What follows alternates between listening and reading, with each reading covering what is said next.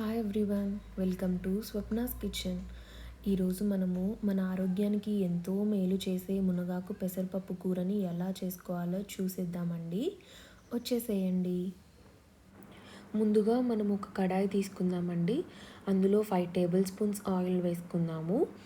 Oil మనకి వేడయ్యేలోపు వెల్లుల్లిపాయ రెబ్బలైతే దంచుకుందామండి. ఒక 8 వెల్లుల్లిపాయ రెబ్బలని పొట్టు తీసి కచ్చా పచ్చాగా దంచుకుందాము. ఈ వెల్లుల్లిపాయ రెబ్బల వల్ల ఏంటంటే ఫ్లేవర్ మనకి చాలా బాగుంటుంది. ఇప్పుడు ఆయిల్ అయితే వేడెక్కింది. ఇందులో ఒక 1 టేబుల్ స్పూన్ తాలింపు గింజలు వేసుకుందాము. తాలింపు గింజలు చిట్పట్ అన్న తర్వాత నేనైతే ఇక్కడ 3 మీడియం సైజ్ ఆనియన్స్ అయితే తీసుకున్నానండి. దీనికి ఆనియన్స్ కొంచెం ఎక్కువ ఉంటేనే బాగుంటుంది. ఆనియన్స్ ఒకసారి చక్కగా కలిపేసుకుందాము. కలిపేసుకున్న తర్వాత ఇందాక మనం దంచి పెట్టుకున్న వెల్లుల్లిపాయ రెబ్బలు ఉన్నాయి కదా, అవి కూడా ఈ టైంలోనే వేసేసుకుందాము. వెల్లుల్లిపాయ అయితే ఖచ్చితంగా వేసుకోవడానికి ట్రై చేయండి, దానివల్ల ఫ్లేవర్ చాలా బాగుంటుంది. ఇప్పుడైతే ఒక 1 టీ స్పూన్ పసుపు వేసుకుందామండి. పసుపు వేసేసుకొని అన్నిటినీ ఒకసారి చక్కగా కలుపుకుందాము. మునగాకు వల్ల అయితే మనకి చాలా హెల్త్ బెనిఫిట్స్ అయితే ఉన్నాయండి. మన బ్లడ్ షుగర్ లెవెల్స్ని కంట్రోల్ చేయడానికి యూజ్ అవుతుంది. హెయిర్ లాస్తో బాధపడే వారికి కూడా మునగాకు వారానికి ఒక్కసారి తినడం వల్ల అయితే మీరే ఆ డిఫరెన్స్ అనేది చూస్తారండి. చూడండి, మంచిగా ఆనియన్స్ అయితే వేగాయి. ఈ టైంలో మనమైతే పెసరపప్పు వేసుకుందాము.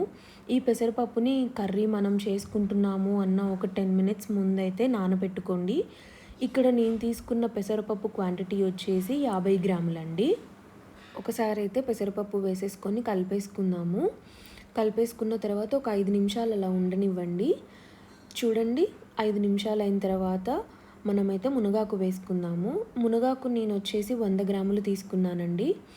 50 గ్రాములు పెసరపప్పుకి 100 గ్రాములు మునగాకు కరెక్ట్గా సరిపోతుంది. ఒకవేళ పెసరపప్పు ఎక్కువ తినాలి అని అనుకునే వాళ్ళు కొంచెం ఎక్కువ యాడ్ చేసుకున్నా పర్లేదు. నాకైతే సరిపోతుందని అనిపించింది. ఇంతవరకు అయితే నేను తీసుకుంటున్నాను. చక్కగా అన్నిటినీ ఒకసారి కలిపేసుకొని మనం మూత పెట్టుకొని ఒక 7 నిమిషాల వరకు అయితే మగ్గనిద్దామండి. చూడండి, 7 నిమిషాల తర్వాత మనకి మునగాకు పెసరపప్పు అంతా మగ్గుతుంది. ఒకసారి కలిపేసుకుందాము. మనం ఈ కూరని సిమ్లో కానీ మీడియంలో కానీ చేసుకోవాలండి. మరి హై ఫ్లేమ్ మీద పెడితే మాడిపోయే ఛాన్సెస్ ఉంటాయి. ఇప్పుడైతే మనం ఒక 1 టేబుల్ స్పూన్ సాల్ట్ అయితే వేసుకుందాము.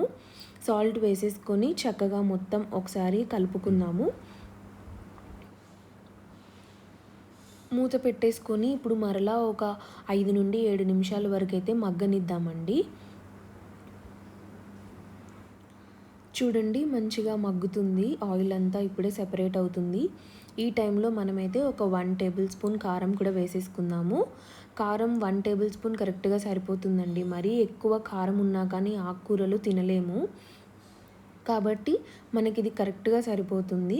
ఒకవేళ స్పైసీగా తినేవాళ్ళు ఉంటే ఇంకొంచెం యాడ్ చేసుకున్నా పర్లేదు. చక్కగా ఒకసారి కలిపేసుకొని మూత పెట్టేసుకుందాము. ఒక 5 నిమిషాలు అలా ఉంచండి. సిమ్లోనే ఉంచండి. మంచిగా ఆయిల్ అంతా సెపరేట్ అయ్యి ఆకుకూర పెసరపప్పు మొత్తం మగ్గిపోయింది. మొత్తం ఒకసారి కలిపేసుకోండి. ఒకవేళ సాల్ట్ ఏమన్నా పడుతుంది అని అంటే ఈ టైంలో మీరు అడ్జస్ట్ చేసేసుకోవచ్చు. నాకైతే అన్నీ కరెక్ట్గా సరిపోయాయండి. స్టవ్ ఆఫ్ చేసేసి ఇంకా మనమైతే సర్వ్ చేసుకుందాము.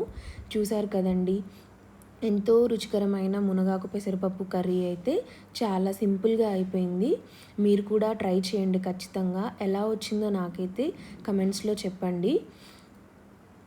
మీకు కనుక నా వీడియో నచ్చినట్లయితే like, share, comment and subscribe చేసేసుకోండి. బాయ్.